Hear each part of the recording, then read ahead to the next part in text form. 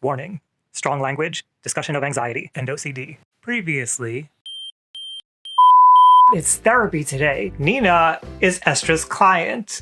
Estra is a therapist. What makes you think that somebody wants to be around a friend who never wants to be around them? We need to talk right now. Do the kids have everything? Does Amelia have her blankie? Yes, honey. Are you sure that they've both had enough to eat this morning? I promise you they've had enough to eat. Nina and Ashton are getting their 2 children ready for school this morning, which can be crazy for anybody who has children, but especially for Nina. Nina worries all the time about her children, and today's no different. Do you think they're dressed warm enough today? The weather people said that it was going to be cold today. We got their jackets. I think they're going to be fine, honey. Okay, you're right. If you were to watch this family from the outside, you would see that Nina is quite obviously out of tune with everybody else. It's clear that she's having a hard time with the normal task of getting ready for the day. And if you watch Nina, you'd see that she snuck away to the bathroom without the rest of the family really noticing. It's not that she needs to use the bathroom, she just needs a quiet space to herself. Okay, he's gonna take the kids. They're gonna have their backpacks, they're gonna have their books. Amelia's gonna have her blankie. And after he leaves, then I'm gonna have to leave. I'm going to open the door, close the door, make sure it's locked. I'm going to take the 17 steps down to the car, open the door to the car, close the door, turn it on. I got this, okay? I can do this. After Nina takes a few minutes to breathe, she comes back out of the bathroom and walks into the opening to her kitchen where her family is getting ready. But she freezes. It's almost like a storm cloud opened up in her kitchen and dumped buckets of water on her. She's just stuck in total shock and disbelief at what's in front of her. She doesn't know why. She can't really speak. And actually, she's not breathing. It's almost as if everything in front of her is happening on a screen and she's just watching it. She's not really a part of it. We're gonna drive the trucks today. What's that, honey? Nina snaps out of it because Amelia is excited that she's gonna drive the trucks today. I said we're gonna drive the trucks today. That's right, you are gonna drive the trucks today. It's something they're doing at school, don't worry about it. Ashton manages to quell Nina's fears and helps get the kids ready and takes them off to the car. Nina goes to wave them goodbye and sees them on their way, and it helps her to feel a little bit better. But then she freezes again. She freezes because she feels this overwhelming feeling of dread. She's got to do something today. She has to go to therapy. She gets that feeling again, almost like she's participating in some kind of theatrical play, and this isn't really her life. Sometimes she wonders, why am I here? What is this for? She spends about a minute just kind of standing there and not really knowing what to do next. But then a thought arises in her mind. I'm going to be late. She hurries to gather her things, and then she does everything exactly as she had planned it before. She opens the door, closes it, makes sure that it's locked, and she counts the steps. 1, 2, 3, 4, 5, all the way to 17, down to the driveway where she gets in the car. She turns the car on, and she sits there for a minute. She can't believe that she's doing this. I mean, obviously she's doing it. She's going to therapy. That's not even a question, but she can't help but feel it's pointless. Why?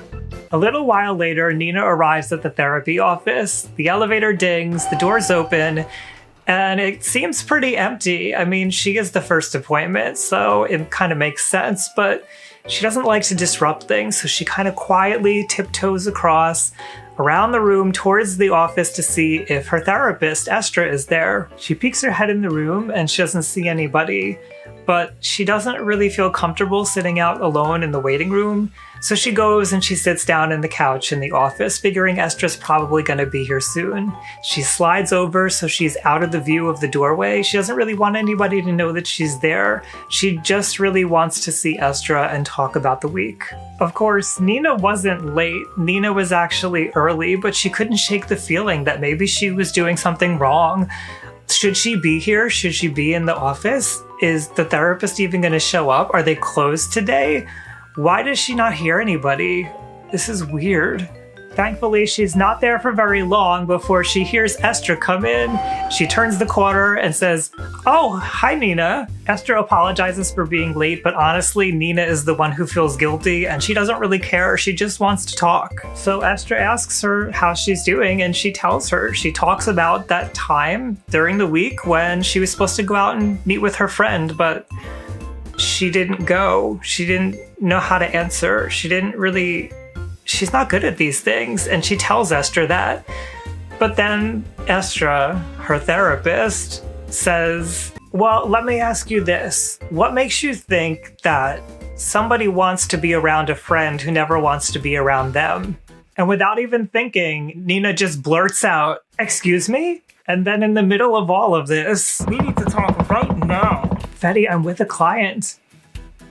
"Oh, hey, Nina, I'm sorry. I'll come back another time. I just wanted to tell you I found the dress." Fetty's sister's getting married and she's excited, and she found a dress in a magazine that she wanted to show Estra. She didn't hear Nina come in because Nina crept in, so it happens. "Nina, I am so sorry. I should never have said what I just said to you, and I apologize for this interruption. This is very unprofessional, and I don't want to interrupt the session. This is your time. How would you like to go from here?" "No, I'm sorry. I didn't mean to. I'm sorry. You're right. We've talked about this before. I do this thing where I do things that make it so other people, my friends, or who I want to be my friends anyway, think that I don't care about them. And I get that, that's what I do." "Oh, well, I still should not have said things that way." "No, it's okay. I have this thing where I get nervous and I get afraid and I don't know what to say. And I think other people, we've talked about trying to have empathy and think from the other person's perspective. And maybe I can't do that in the moment. But when I'm here with you, yes, I can. And I see that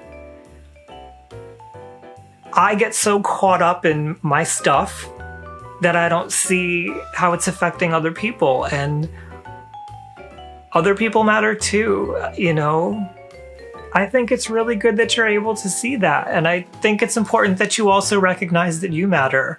And all of this stress and this difficulty that you're having, all of that matters. I think we need to recognize that and understand that you're having a hard time with this.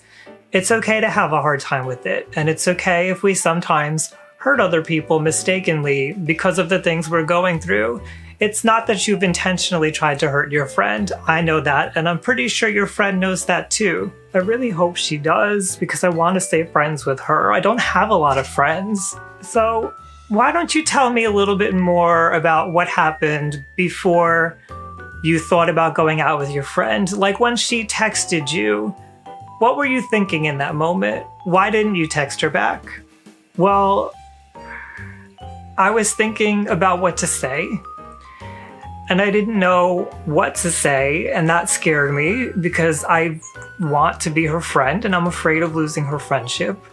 So then I'm thinking, okay, I kind of want to go, but then if I go, what is that going to look like? Like, how are we going to get there? What am I going to wear? What am I going to say when I get there? Who's going to be there? How am I going to talk to them? And like all these millions of questions start flooding through my head. And then I try to figure out like, okay, what do I do, and like what order do I do it in, and how am I going to do it, and is this way better than that way? And it gets really scary and overwhelming because I don't have the answers to all of these questions, and if I do something wrong I might lose her friendship, but then I don't answer her and it's like I can't win. It doesn't matter what I do. That does sound very overwhelming and complicated. Overwhelming. Yes, exactly. And actually, you know what? That word overwhelming, that is what I felt this morning. Me and Ashton, my husband, we were getting the kids ready for school, and he always takes the kids. He's like the best husband in the world. I can't say enough about him. I don't know where I would be without him. He's like my life. Anyway, he was taking the kids off to school, and I was worried about every little thing, like I always am, because I'm very protective. I'm a mother. But then this thing happened. I walked away to try to get some time to myself. We've talked about this a little bit. Sometimes having personal space and having that time helps me to calm down. Well, I did that. I went away to the bathroom, and I kind of thought things through in my head, and somehow I got myself a little calmer. But then I came out to the kitchen feeling a little better, and I froze. Like I didn't know what to do. It just felt like my whole life was slipping away from me. It was really scary, and that's kind of the same feeling that I get when she texts me. And actually, if you want to know the truth, I almost didn't come to therapy today because it's the same thing. It's that same pattern that we talked about. Yes, and it's good that you're seeing that this pattern is something that shows up in different places in your life. It's not just with this friend, although it's great that you recognize that it's happening with this friend. And I know that your friend has been a really central point for you these past few weeks. This has been something you've been worrying about.